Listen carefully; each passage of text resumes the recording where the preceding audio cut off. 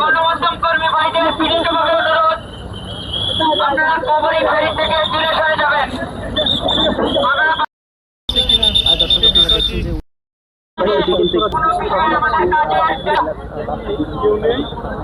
আমাদের কাজে সহযোগিতা করুন।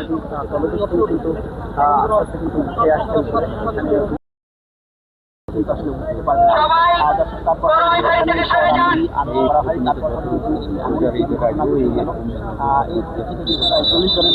সবাই কবরী ফাঁড়ি থেকে সরে যান।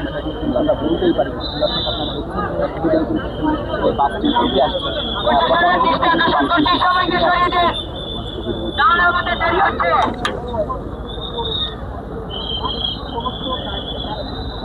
প্রশাসন ভাইদের অনুরোধ করছি, সবাইকে কবরী ফাঁড়ি থেকে সরিয়ে দেন।